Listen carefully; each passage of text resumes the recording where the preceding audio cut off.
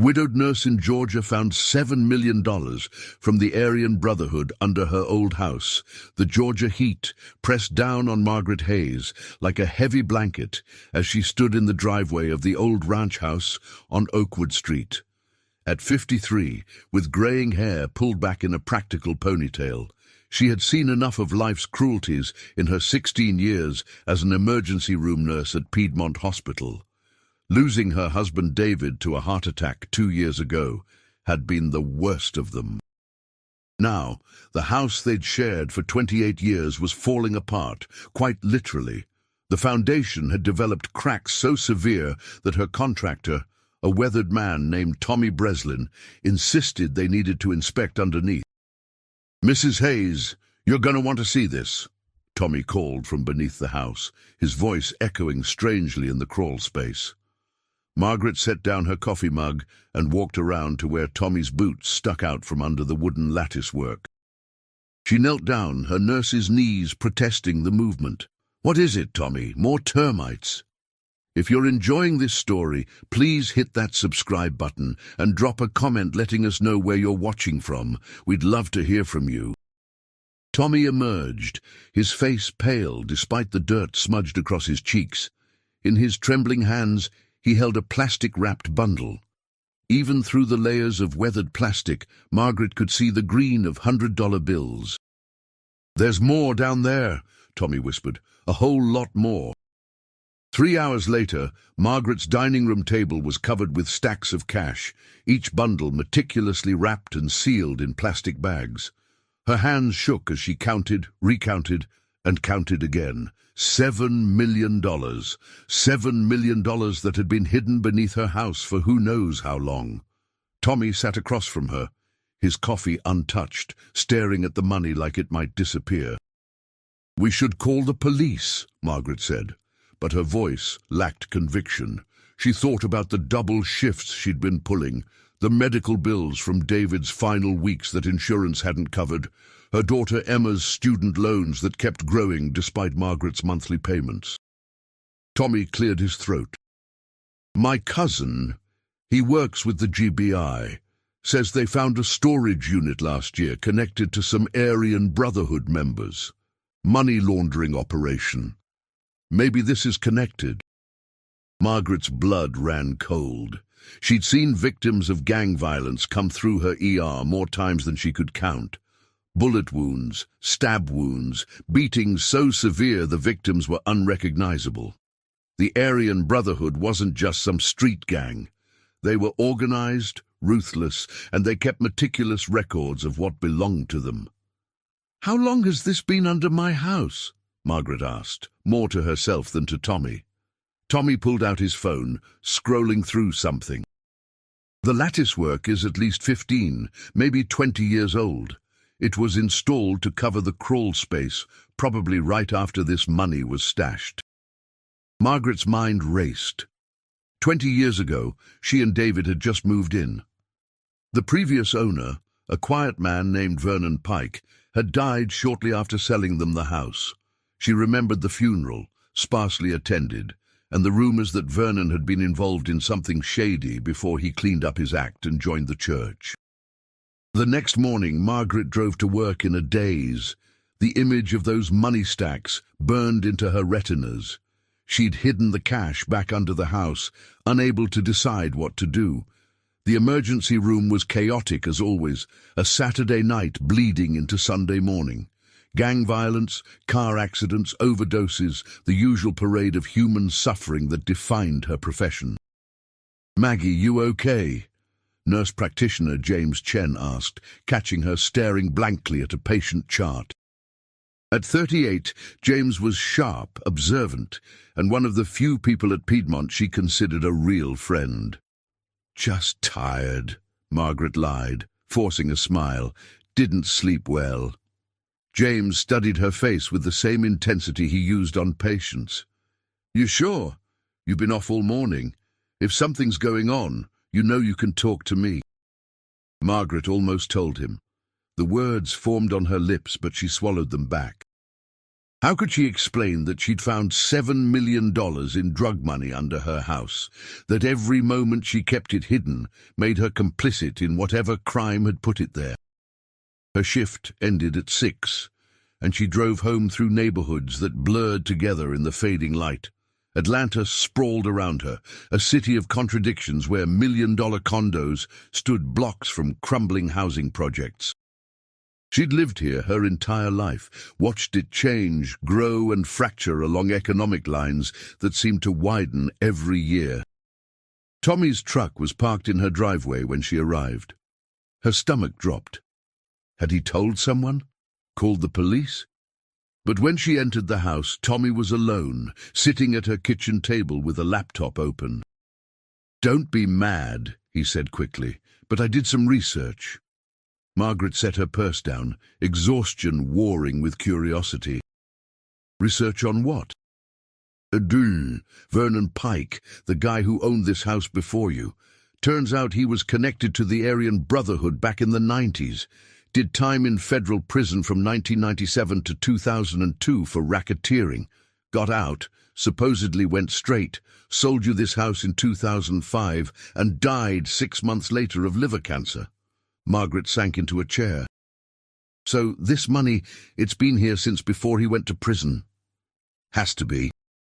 He probably stashed it, got arrested before he could retrieve it, and by the time he got out he was sick and maybe thought it was safer to leave it where it was.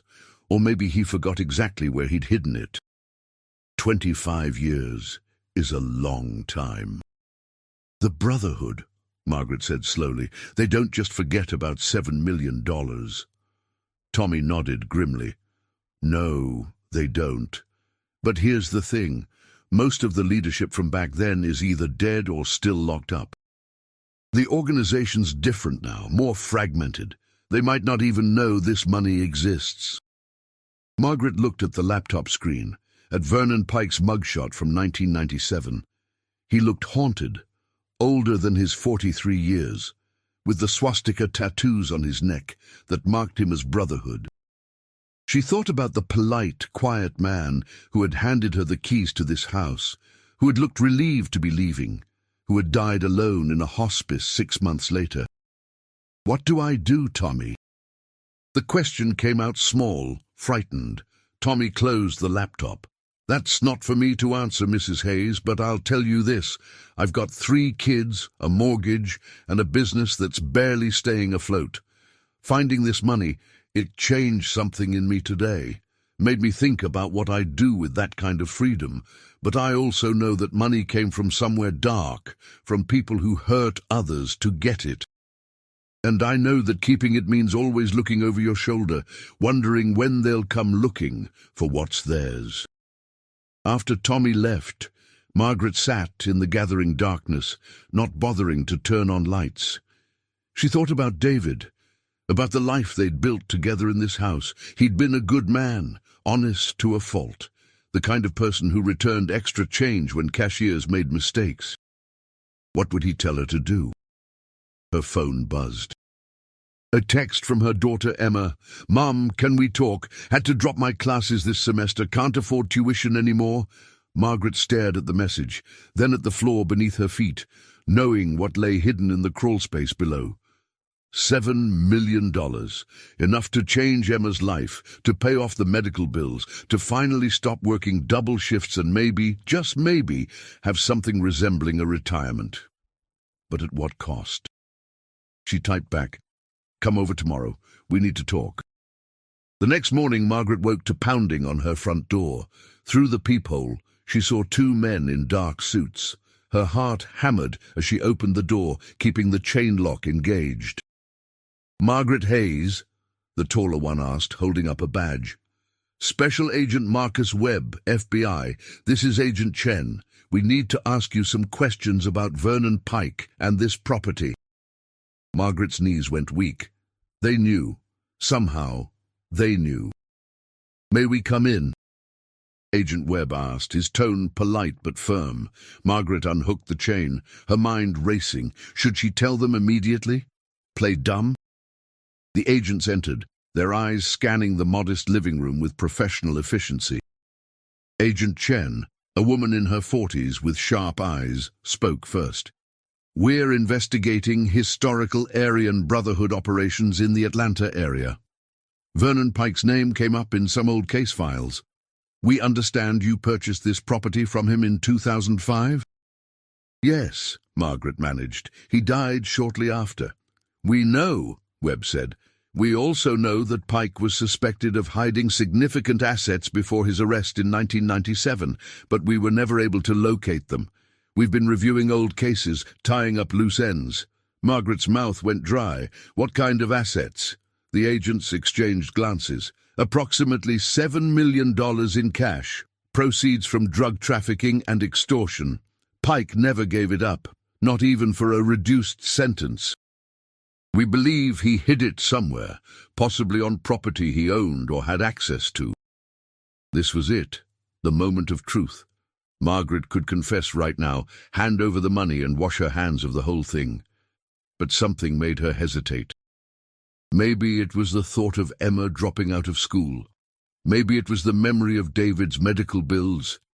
Or maybe it was the simple human desire for the financial security she'd never had. "I'm sorry, agents," Margaret heard herself say. "But I don't know anything about that. Vernon was very private. We barely spoke during the sale." Agent Webb studied her face for a long moment. "If you find anything unusual on this property, anything at all, you're legally obligated to report it, especially if it's connected to criminal activity." "Of course," Margaret said, her voice steadier than she felt. After the agents left, Margaret sat on her couch, trembling. She'd just lied to federal agents. She'd crossed a line she couldn't uncross. But even as fear coursed through her, another emotion surfaced: determination. If she was going to keep this money, she needed to be smart about it. She couldn't just start spending it. That would raise immediate red flags. She called Tommy. "I need your help," she said when he answered, "and I need you to keep this between us. Can you do that?" There was a pause. "What are you thinking, Mrs. Hayes?" "I'm thinking that Vernon Pike spent 5 years in federal prison and never told them where this money was. I'm thinking that the FBI just knocked on my door and left empty-handed. And I'm thinking that maybe, just maybe, this is a chance for my family to have the life we were supposed to have before David died and left us drowning in debt." Another pause. "This is dangerous, Mrs. Hayes." "I know. But I'm a 53-year-old widow who's been working herself to death for pennies. I've got nothing to lose and everything to gain. Are you in or out?" Tommy's sigh crackled through the phone. "Tell me what you need."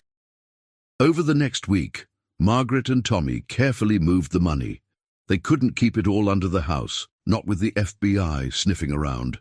Tommy had a workshop in Gwinnett County, a nondescript metal building where he stored equipment.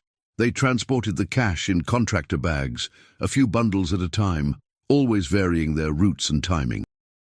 Margaret researched money laundering techniques online, using incognito mode and public Wi-Fi at coffee shops. She learned about structuring, about how depositing anything over $10,000 triggered automatic reporting to the IRS. She learned about shell companies and offshore accounts, though those seemed beyond her capabilities. What she needed was a way to slowly introduce the money into her life without raising suspicion. Small amounts, always under the reporting threshold. Maybe she could claim some modest gambling winnings or a small inheritance from a distant relative, but $7 million was too much to explain away slowly. She needed help. That's when she thought of Marcus. Marcus Reeves was a patient she'd treated 6 months ago, a gunshot wound to the shoulder from a robbery gone wrong. But unlike most victims, Marcus had been the robber, and he'd been remarkably honest about it during his morphine-induced chattiness. He'd given her his number, said if she ever needed anything in the other world, to call him. At the time, Margaret had thrown the number away, horrified at the suggestion. But now she dug through her old notebooks until she found it, scribbled in her handwriting, Marcus, just in case. She called from a burner phone she'd bought at Walmart. "Who's this?" Marcus's voice was cautious. "It's Margaret Hayes, from Piedmont Hospital. You gave me your number 6 months ago." A pause. "Nurse Maggie, didn't expect to hear from you. What's going on? You in trouble? I need to clean some money, a lot of it. Can you help?" The line went quiet for so long Margaret thought he'd hung up. Then, "How much we talking about?" "7 million. Marcus whistled low. "That's serious money, Nurse Maggie. Where'd you get $7 million? Does it matter?" "Yeah, it matters. I don't touch Brotherhood money, cartel money, or anything connected to trafficking. Got my own code." Margaret's heart sank. "It's old Brotherhood money. From the 90s, the people who owned it are dead or in prison. It's been under my house for 25 years. Another long pause. "Meet me tomorrow, Lenox Mall, food court, 2 p.m. Come alone." Margaret ended the call, her hands shaking. She'd just contacted a criminal to help her launder stolen money. There was no going back now. The meeting at Lenox Mall was surreal. Marcus sat across from her, looking nothing like the bloodied victim she'd treated months ago. He was dressed well, confident, his shoulder clearly healed. They spoke in low tones, discussing the logistics of laundering $7 million like they were planning a vacation. "Here's how this works," Marcus explained. "I've got connections who run legitimate businesses, cash-heavy operations like laundromats, restaurants, construction companies. They'll filter your money through their books, pay you back in clean checks and wire transfers, minus a 30% fee." 30%. Margaret's voice rose, and Marcus gave her a warning look. "That's the cost of doing business, Nurse Maggie. You want this money clean, you pay for the service. Otherwise, you can try depositing it yourself and see how long before the feds come knocking again." Margaret did the math. 7 million minus 30% left her with 4.9 million. Still life-changing money. But the loss stung. "How long will it take?" 2, maybe 3 years to do it safely. We'll start small, build a pattern. You'll need to set up some business accounts, maybe start a small consulting company, something that justifies irregular income. I'll introduce you to people who can help with the paperwork. And if I get caught?" Marcus leaned back, his expression serious. "Then you're on your own. I'll deny ever knowing you, and my people will too. This is a one-way street, Nurse Maggie. Once you're in, there's no going back to being the innocent widow. You understand?" Margaret thought about Emma's student loans, about the double shifts, about the life she could give her daughter if this worked. "I understand." They shook hands, and Margaret left the mall feeling like she'd signed a deal with the devil. But the die was cast. Over the next month, Marcus introduced her to a lawyer named Patricia Chen, who specialized in creative corporate structuring. Patricia didn't ask questions, just set up an LLC for Margaret called Hayes Medical Consulting Services. The business supposedly provided advisory services to healthcare facilities, a vague enough description to justify irregular payments. The first clean money came through 6 weeks later. A check for $18,000, payment for consulting services rendered to a construction company Margaret had never heard of. She deposited it in her new business account, her hands sweating as the teller processed the transaction. Nothing happened. No alarms, no FBI agents, just money in her account. Emma came to visit that weekend, looking tired and defeated. At 26, she should have been finishing her master's degree in social work, not dropping out to work double shifts at Target. "Mum, I can't keep taking money from you," Emma said as they sat in the kitchen. "You're already working yourself to death." Margaret took her daughter's hand. "Actually, I've got some good news. I started a consulting business, and it's doing better than expected. I can help with your tuition." Emma's eyes widened. Mom, are you serious? What kind of consulting? Healthcare advisory services, helping medical facilities improve their operations. It's something I should have done years ago. The lie came easily, frighteningly so. Margaret watched her daughter's face light up with hope and felt a mixture of joy and guilt. This money was giving Emma a future, but it was also built on deception and crime. "I can go back to school?" Emma asked, tears forming. "Yes, baby, you can go back to school." They hugged, and Margaret felt her daughter's tears on her shoulder. This was why she was doing this, she told herself, for Emma, for the future David had wanted for their daughter.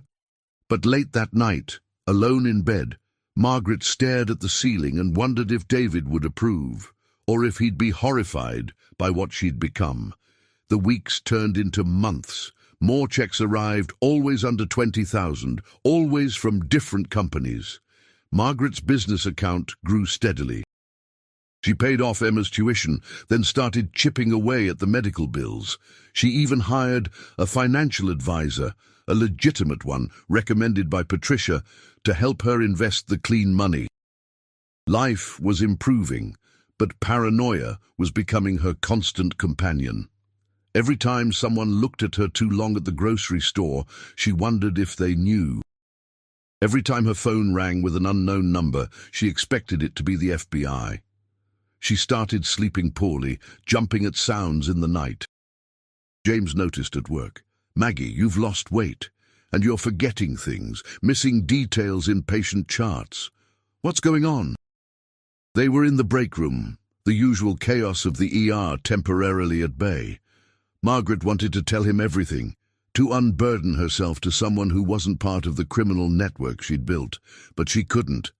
The more people who knew, the greater the risk. "I'm fine, James. Just getting older, I guess." He didn't believe her, she could tell, but he didn't push. That night, Margaret drove to Tommy's workshop to check on the remaining cash. Most of it was being slowly fed into Marcus's laundering operation, but she'd kept about 500,000 on hand, just in case. Tommy was waiting for her, and his expression made her stomach drop. "We've got a problem," he said, showing her his phone. On the screen was a news article. Aryan Brotherhood lieutenant released from federal prison after 27-year sentence. The man in the photo was older, greyer, but his eyes held the same cold calculation Margaret had seen in countless violent criminals who'd passed through her ER. His name was Derek Winters, and according to the article, he'd been one of Vernon Pike's closest associates. "You think he knows about the money?" Margaret asked, though she already knew the answer. Vernon never gave it up, even for a reduced sentence. That means he was protecting someone or something. If Winters was his partner, and he just got out after nearly 3 decades, where's the first place he's going to look? Margaret's blood ran cold. "Here, he's going to come here." "We need to move the rest of the money tonight," Tommy said. "All of it, and you need to be ready to run if things go sideways." They worked through the night, transferring the remaining cash to a storage unit Marcus had arranged in Marietta. By dawn, the crawl space under Margaret's house was empty, but the damage was done. Derek Winters was out, and if he came looking, her life as she knew it was over. 2 weeks passed without incident, but Margaret couldn't shake the feeling of being watched. She varied her route to work, checked her rearview mirror obsessively, and kept her phone charged at all times in case she needed to run. Then, on a Tuesday afternoon, it happened. Margaret was leaving Piedmont Hospital after an exhausting 12-hour shift when she noticed a man leaning against a black pickup truck in the parking lot. He was older, maybe 60, with grey hair and the kind of weathered face that spoke of hard years.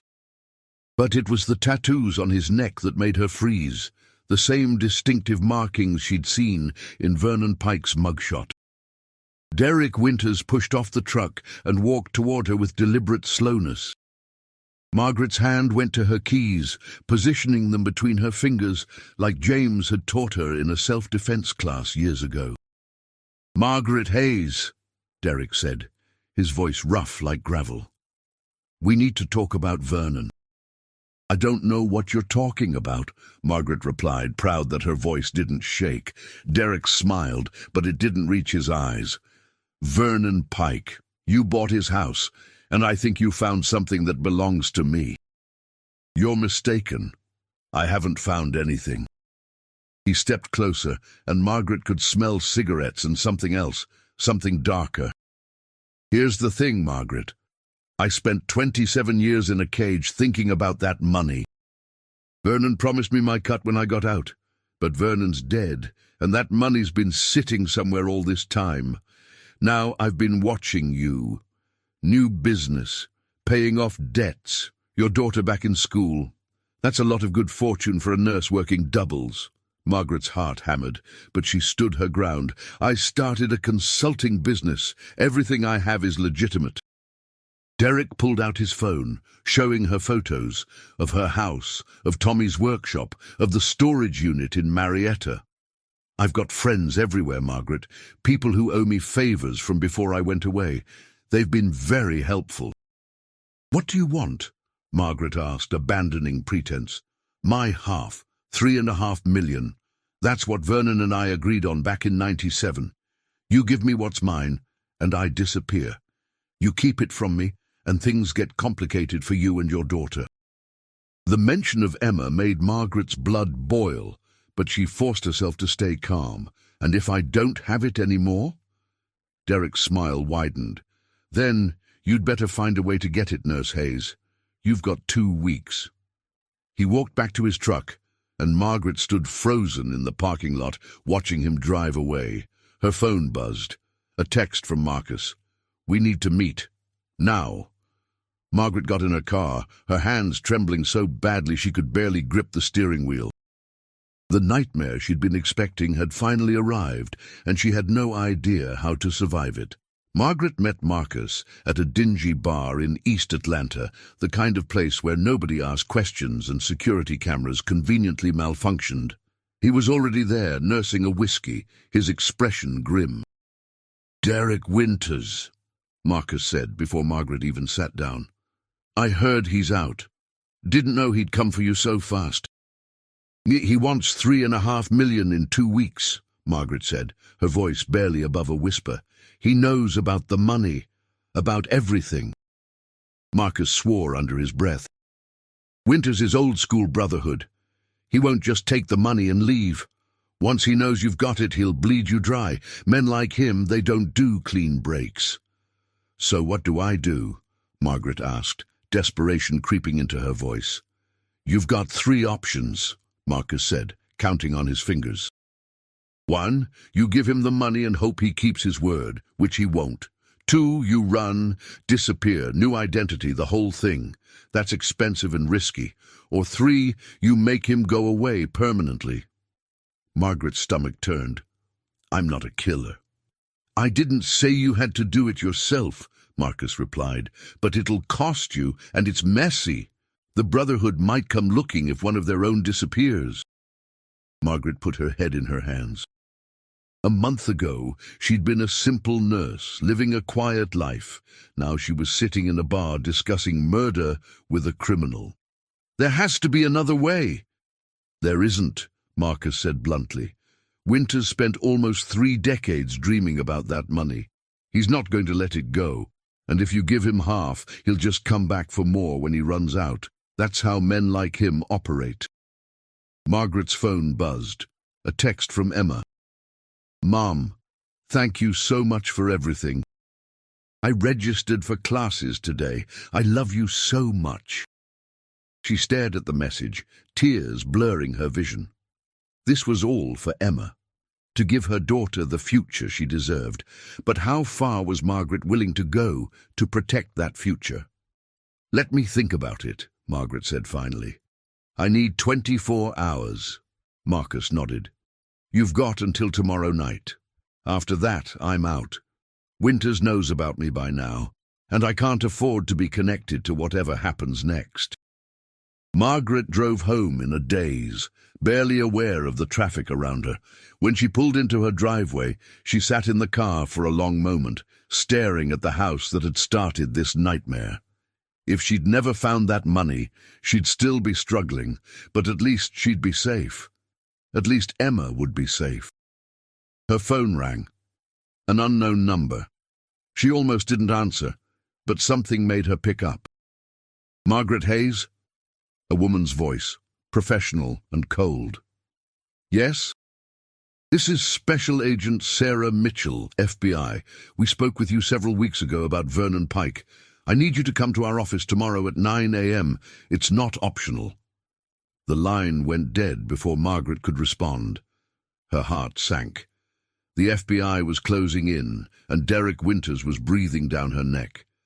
She was caught between two impossible forces, and time was running out.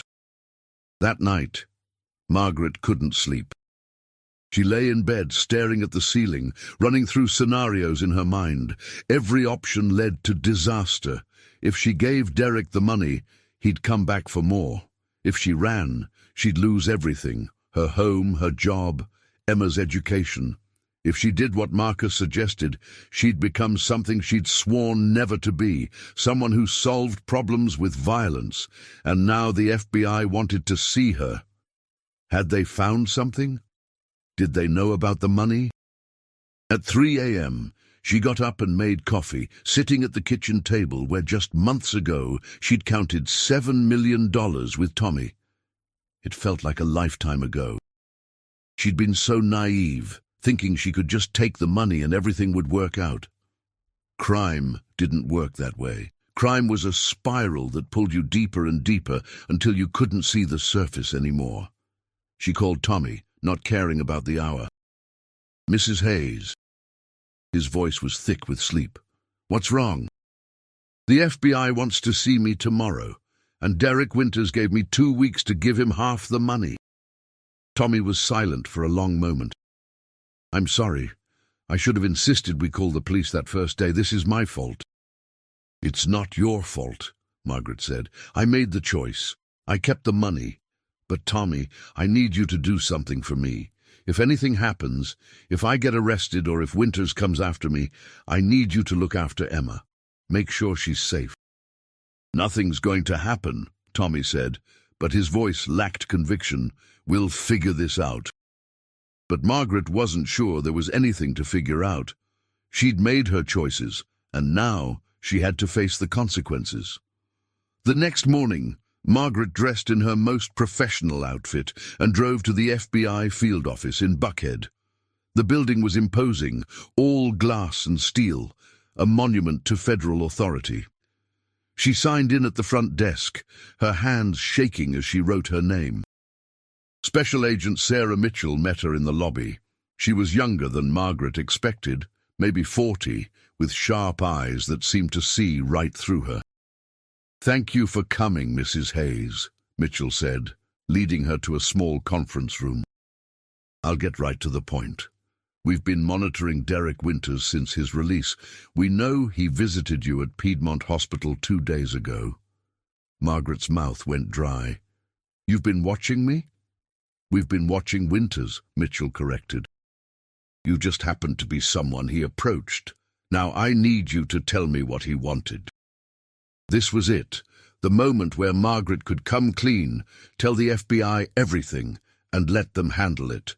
She'd probably face charges, lose the money, but at least she'd be safe from Winters. But then she thought about Emma, about the tuition already paid, about the life her daughter was building. If Margaret confessed, all of that would be taken away. Emma would drop out of school again, and the cycle of poverty would continue. "He asked about Vernon Pike," Margaret lied, surprised at how easily the words came. "He seemed to think Vernon left something behind when he sold me the house. I told him I didn't know anything about it." Mitchell studied her face. "Derek Winters is a dangerous man, Mrs. Hayes. He served 27 years for racketeering, extortion, and conspiracy to commit murder. If he's bothering you, we can help." I appreciate that, Margaret said, but I don't think he'll be back. I made it clear I don't have whatever he's looking for. Mitchell didn't look convinced, but she nodded. If he contacts you again, call me immediately. She slid a business card across the table. Day or night? Margaret took the card, feeling the weight of another lie settling on her shoulders. She'd just lied to a federal agent for the second time. There was no turning back now. She left the FBI office and sat in her car, her whole body trembling. She had 12 days until Derek's deadline, and the FBI was watching both of them. Whatever she did, it had to be smart, clean, and leave no trace. She called Marcus. "I need option 3, she said when he answered. "But it has to look like an accident. The FBI is watching Winters, which means they might be watching me too." Marcus was quiet for a moment. "That's going to cost you $500,000. And it'll take time to set up properly. You might not have 2 weeks. "Then work fast," Margaret said, "because I'm not spending the rest of my life looking over my shoulder." She ended the call and started the car. As she pulled out of the parking lot, she caught sight of her reflection in the rearview mirror. The woman staring back at her looked tired, scared, and nothing like the honest nurse who'd found money under her house 4 months ago. Margaret Hayes had crossed the line from victim to criminal, and there was no going back. All she could do now was try to survive what came next.